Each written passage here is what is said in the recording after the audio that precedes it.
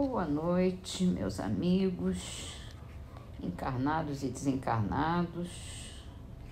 Sejam muito bem-vindos. Livro Agenda Cristã de André Luiz. Rogativas.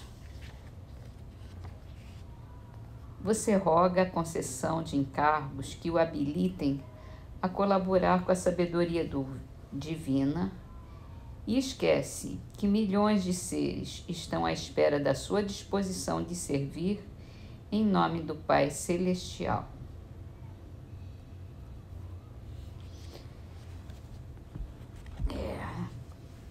Muito bom. Muito importante para nós. Livro dos Espíritos pergunta ainda sobre o espírito e a matéria, e ele pergunta: então, há dois elementos gerais do universo, a matéria e o espírito? Sim, e acima de tudo Deus, o Criador, o Pai de todas as coisas. Deus, espírito e matéria constituem o princípio de tudo o que existe, a Trindade universal. Mas o elemento material tem que se juntar ao fluido universal, que desempenha o papel de intermediário entre o espírito e a matéria propriamente dita, por demais grosseira, para que o espírito possa exercer ação sobre ela. Embora de certo ponto de vista seja lícito classificá-lo como o elemento material, ele se distingue deste por propriedades especiais. Se o fluido universal fosse positivamente matéria, não haveria razão para que também o espírito não o fosse. Está colocado entre o espírito e a matéria, é fluido, como a matéria é matéria, e suscetível pelas suas inumeráveis combinações com esta, e sob a ação do espírito, de produzir a infinita variedade das coisas, de que apenas se conhece uma parte mínima. Esse fluido universal ou primitivo, ou elementar, sendo agente de que o espírito se utiliza, é o princípio sem o qual a matéria estaria em perpétuo estado de divisão e nunca adquiriria as qualidades que a gravidade lhe dá. E uma segunda pergunta a complementar: esse fluido será o que designamos pelo nome de eletricidade? Dissemos que ele é suscetível de inúmeras combinações.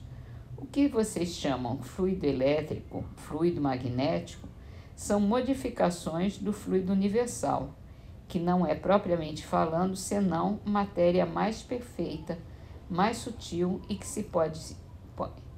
que pode ser considerada independente. Bem interessante isso, né?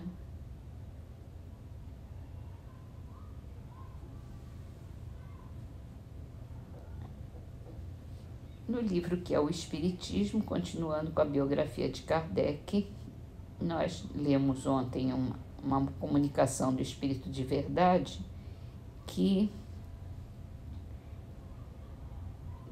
se apresentou e foi quando o Kardec fez o Livro dos Espíritos, através das comunicações desse Espírito de Verdade.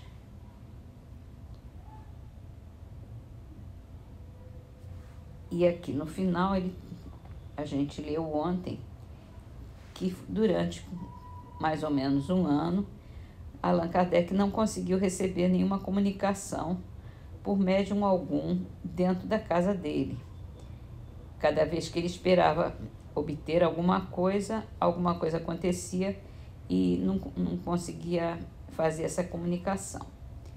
Foi a 30 de abril de 1856, continuando, em casa do Sr. Roustan, pela médium Mademoiselle Jaffé, que Allan Kardec recebeu a primeira revelação da missão que tinha a desempenhar. Esse aviso, a princípio muito vago, foi precisado no dia 12 de junho de 1856, por intermédio de Mademoiselle Aline, médium.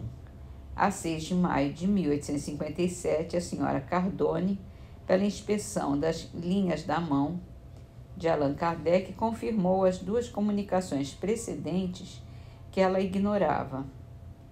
Finalmente, em 12 de outubro de 1860, em casa do Sr. Derrault, sendo intermediário o Sr. Crozet, médium, essa missão foi novamente confirmada em uma comunicação espontânea, obtida na ausência de Allan Kardec.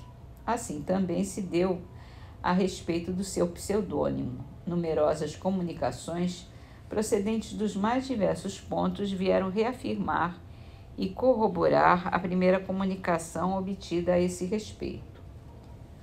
Urgido pelos acontecimentos e pelos documentos que tinha em seu poder, Allan Kardec formara, em razão do êxito de O Livro dos Espíritos, o projeto de criar um jornal espírita.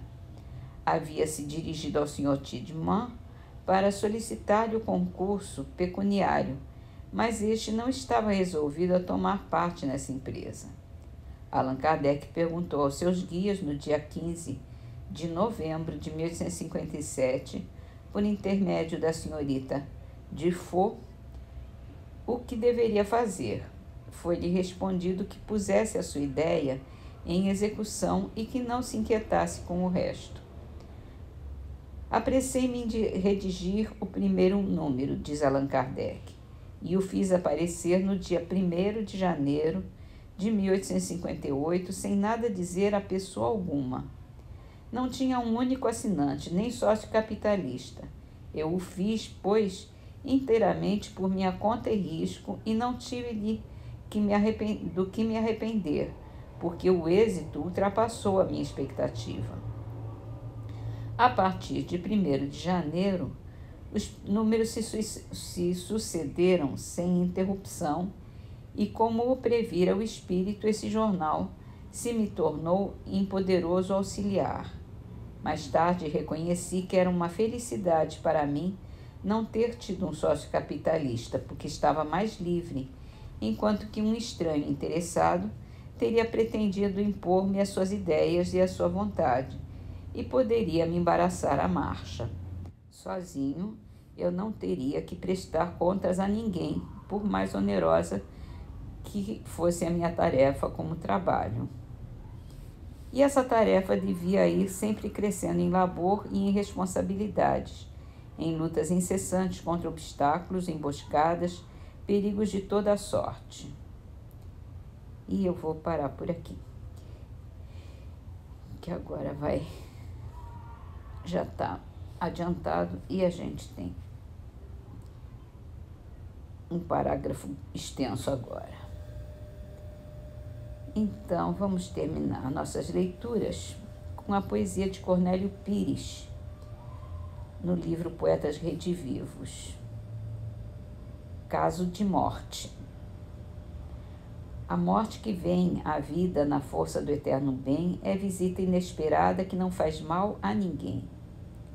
Na criatura cansada de doença ou provação, ela aparece na estrada por doce libertação. Mas a morte provocada, por mais que a luta nos doa, é fruto amargo no tempo que estraga qualquer pessoa. Quem pede para morrer sem calma e fé, a contento na hora solicitada, encontra arrependimento. Nesse passo, meus amigos, vou contar-vos tal e qual um caso que aconteceu na fazenda do Brejal. Minha querida, com Nhô João, pedi ao céu em prece repetida: quero a morte, meu Deus, quero outra vida. Este mundo é só fel e confusão. Tanto rogou, clamando na oração, que tombou de uma febre em recaída, e certa noite a morte de corrida veio ao quarto buscá-la de arrastão. Ela acordou aflita, em tosse brava, o esposo junto dela ressonava, enquanto viu a morte olhando os dois. Minha querida encolheu-se num gemido e resmungou no canto do marido: leva agora Nhô João, que eu vou depois.